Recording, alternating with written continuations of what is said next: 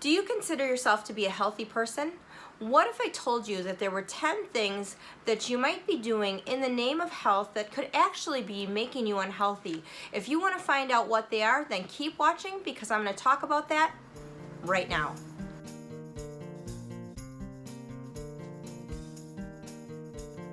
Hello everyone, welcome to my channel if you're new and welcome back if you're returning.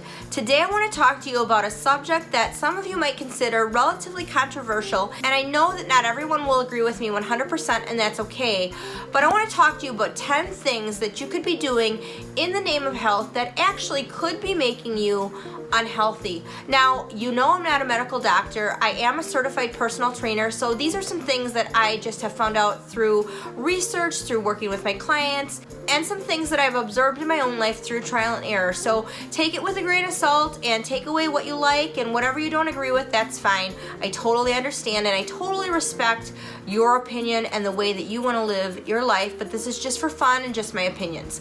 Now, if you like videos that motivate, inspire, and encourage you to be the best version of yourself you can be, physically, emotionally, and mentally, I'd love it if you take a minute and hit that subscribe button down below right there.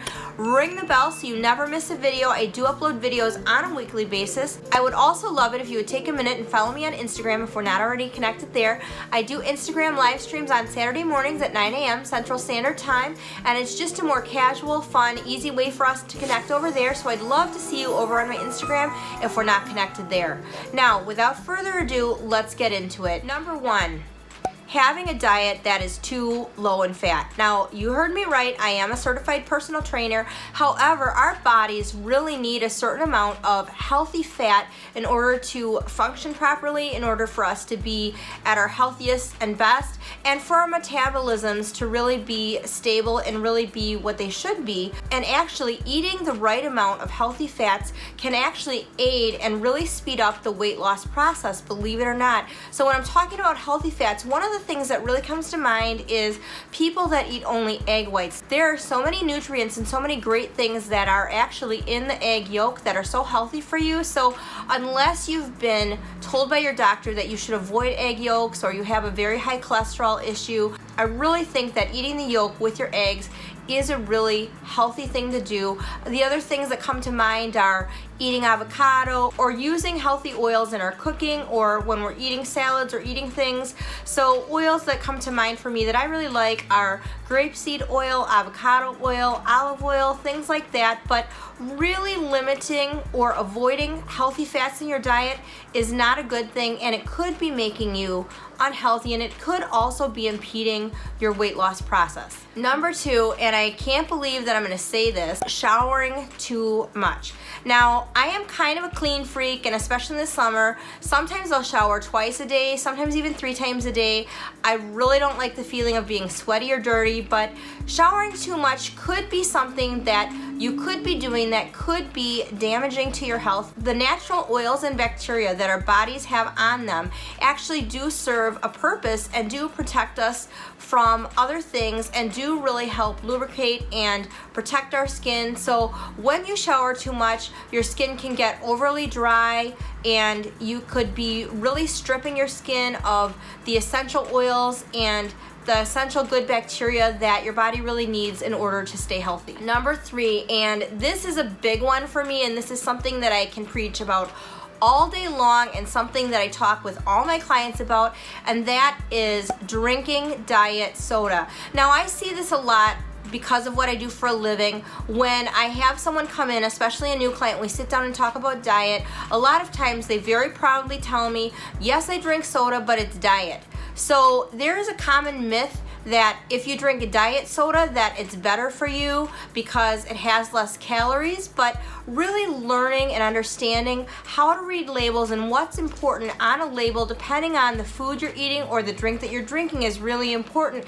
And when it comes to soda or liquids in general, the thing that we really want to pay attention to when we're looking at drinking any kind of liquids is really not the calories, but it's really the sugars, the chemicals, and the preservatives that are in that liquid item that we're looking at drinking. And Diet soda is filled with preservatives and chemicals, and it actually has a chemical in it that actually stimulates the appetite, which is why when you consume a lot of diet soda, a lot of times people that drink a lot of diet soda will snack along with their soda, because when you drink diet soda, there is a chemical in that soda that will stimulate your appetite and actually make you hungrier. So actually, when you think that you're doing something to help you speed up your weight loss process, you're actually doing the opposite, and you're ingesting chemicals that actually can impede you losing weight. So I would prefer that my clients don't drink any soda, but if you're gonna drink soda at all, don't drink diet soda, just drink regular soda, because it has less chemicals and preservatives in it that are harmful to your body. Number 4 is in the same vein as number 3, and that is eating too many sugar-free foods or products. When I say this, again, a lot of times people do this because they think it's healthier to eat things that are sugar-free. My mom was a registered nurse for over 50 years, and she always believed that eating foods in the most natural form was the healthiest thing that we could do. So whenever she cooked and baked, she always used real butter, real sugar. Now, I believe that too, because I think that when we get in the habit of ingesting a lot of man-made chemicals or preservatives, those are things that are just harmful for our body, that are harder for our bodies to digest, that really can sit in our system for a long time and really can have some long-term harmful effects. The other thing about sugar-free foods is a lot of times you will find, if you look at the label, now next time you go to the store, I want you to do this, look at the label of your favorite sugar-free item, and you will see a list of chemicals that you can't pronounce and you don't know what they are, because they're trying to cover up the lack of flavor because of the lack of sugar with other chemicals and preservatives. So we really want to stay away from food items that we ingest that have a lot of ingredients in them that are unnatural or that we can't pronounce or that we don't know what it is, because you don't necessarily know the long-term effects of a chemical and what it could do to your body, and you don't know how long it's going to stay in your system. So it's better to really veer more towards the natural route, in my opinion.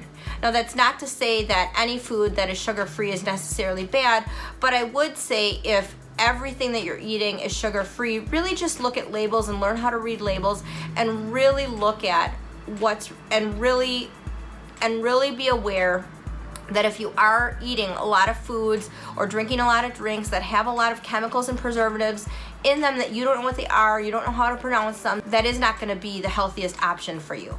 Number 5, cleaning your house too much. Now, I'm just kind of joking, and I say this kind of jokingly because it's always the last thing on my list. When I'm talking about cleaning your house, what I'm really talking about is really being aware of the cleaning products that you're using. A lot of cleaning products on the market today can be highly toxic. They can have a lot of chemicals in them, and a lot of those products can have really long-term negative side effects. I remember years ago I was cleaning the gym and we used to have Fabuloso, and I will say this because this particular product made me really sick. So if you currently use Fabuloso to clean, I would highly recommend that you don't, because I can remember that I was using it to mop the floor at the gym, and I accidentally tripped and inhaled the fumes from the Fabuloso with the water, and it made me so sick. I was nauseous, I was dizzy, I felt like I was gonna pass out. It was so bad, and I was sick for a couple days after that. So really be aware of your cleaning products, really be aware of what you're using. Nowadays there's lots of natural options, and even vinegar and water works really well to clean a lot of things in your home, and it's super cheap. So really being aware of that, and really being aware of the chemicals in your cleaning products, and really trying to limit or avoid too many toxic chemicals when we're cleaning our homes.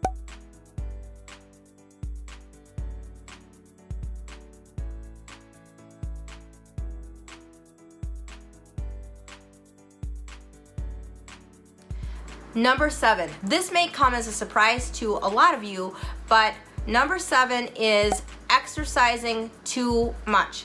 Now, you heard me right. I am a certified personal trainer. I think exercising is highly beneficial. But when I say exercising too much, there is something called overtraining that can happen that is highly dangerous and detrimental to our bodies.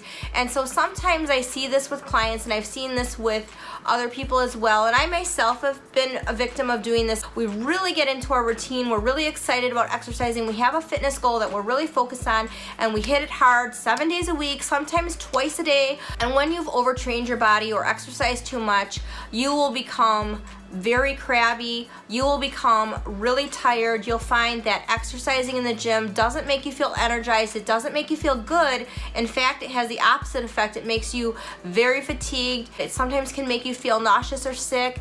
You can start to get headaches, your sleep can be disrupted. So it is highly, highly unhealthy.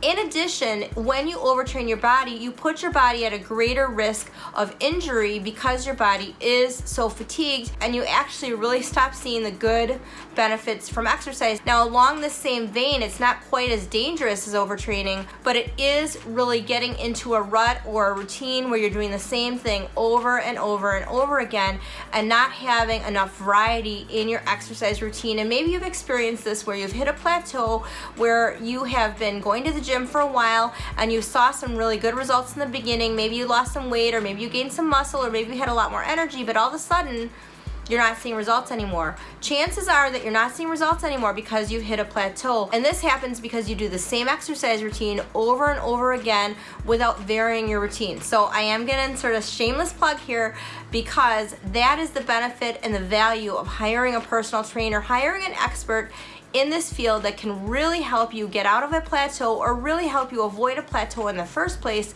is really, really beneficial and really valuable. Even though I'm a certified personal trainer and I've been a certified personal trainer for 10 years, I myself have paid for a lot of trainings through the years because I find it so beneficial. So I would really encourage you, if you think that you could be overtraining or you think that you could be in a plateau, hire a professional, hire a certified personal trainer to help you. They can make recommendations to you regarding your exercise routine, and they can really help you get on a healthy path with a healthy and safe exercise routine that's really gonna benefit you the most. Number 8, becoming a victim of marketing when it comes to choosing, quote, healthy foods. Now, what do I mean by this? What I mean by this is that you buy everything because it says it's gluten-free. You buy everything because it says it's organic.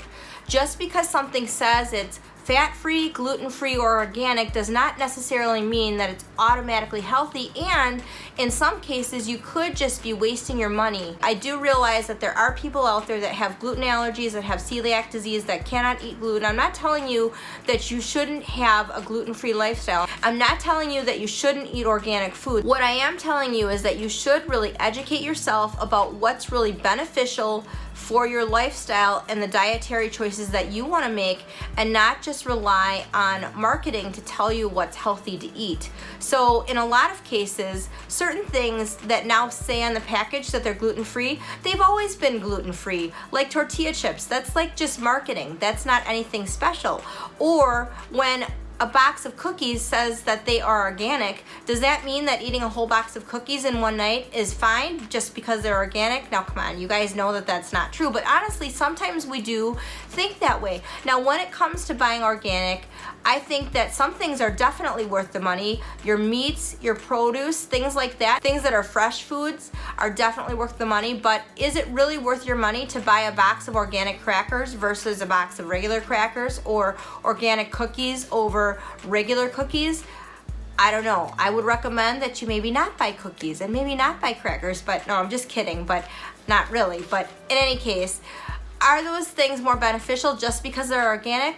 Probably not. But in the same vein, sometimes they can cost almost double what a regular box of cookies or crackers can cost. So really be aware, really educate yourself. Don't depend on marketing to tell you what's healthy. Really educate yourself and be aware of your own dietary needs. Number 9 kind of goes along with number 8, and that is simply being too legalistic or rigid when it comes to following diet plans. What do I mean when I say this? Now, you guys know that I'm not a real big fan of diet plans in general, only because a lot of diet plans out there don't promote a healthy lifestyle for the rest of your life, but it's really a way to jumpstart a weight loss program or jumpstart a healthier lifestyle.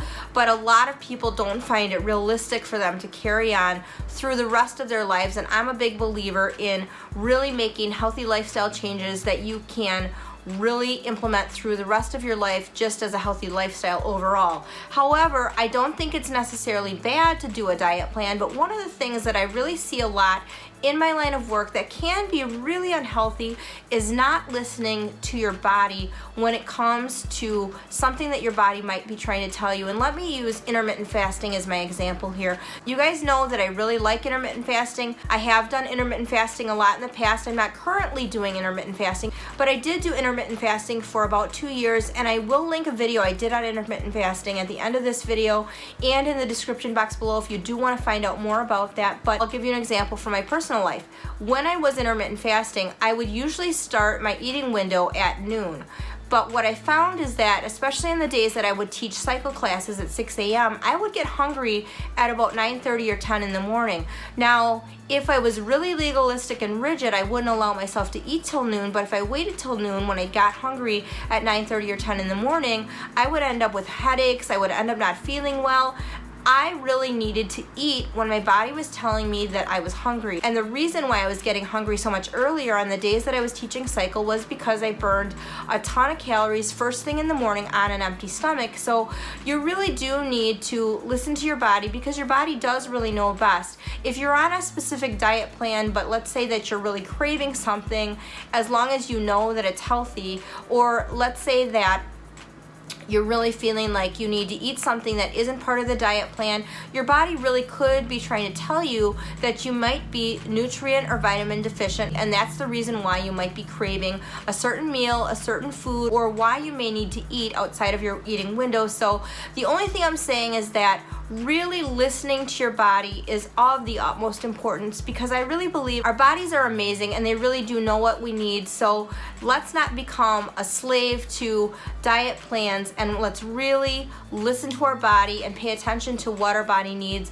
Really learning and knowing your own body is really critical here, and I think it is really important to do that. Number 10, taking vitamins. Now, when I say this, I'm a huge believer in taking vitamins. I take a lot of vitamins. It's not taking vitamins that's making you unhealthy. It's taking the wrong vitamins or taking low quality vitamins. You shouldn't just take vitamins for the sake of taking vitamins if you don't know why you're taking it or if you don't know what you really need. Make sure that you do your due diligence and you take the right kind of vitamins for what you need and for your body. And if you're a person that doesn't believe in taking vitamins, you don't take vitamins, then that's fine. Just disregard this point. But if you're like me and you do take vitamins, then you really do need to be aware of what you're taking and really know why you're taking what it is you're taking. The other thing about this is really make sure that you're investing in high quality supplements. With vitamins, I really do believe that you get what you pay for. There's a reason why a lot of cheaper vitamins are called bedpan bullets, because if you look at the label and you really know how to read that, there are so many fillers in cheap vitamins that really don't do anything except keep the vitamins that we're ingesting from being absorbed into our bodies. Now, I really think the best type of vitamins that you can possibly take will come in a liquid form, and you can find them on the internet. You can do your own due diligence. There are some vitamins that I do really like. I will link them in the description box below. I'm not getting anything for this. This is not sponsored. These are just my vitamin picks that I personally really like. I'm a big believer in taking collagen, but really do your own due diligence. Really be aware of what you're taking and why you're taking it, and make sure that it's good for you. There are some vitamins out there that are not water soluble, and if you take too much of certain vitamins, they can do damage to your body. So really be aware of that, and really be willing to invest in high quality supplements that will actually get absorbed into your body. There are certain vitamins that we take that really do need to be paired with other vitamins in order to have a better absorption rate. Like calcium really will be better absorbed into your body if it has vitamin D along with it. So just some things to be aware of when you're looking at taking vitamins. And if you're not sure what you should be taking, if you're not sure of the quality of your supplements, contact a nutritionist, consult your doctor, really talk to someone that can help you really make some decisions regarding your vitamins. So you guys, that's my list. That's my 10 things. Now, as I said, I do realize that this has the potential to be somewhat controversial, and I realize that not everyone will agree with me, and that's okay. But I hope you did find this helpful. I hope you enjoyed watching this video. Thank you so much for joining me today. I will look forward to seeing you in my next video, and as always, remember to make your everyday ordinary life extraordinary.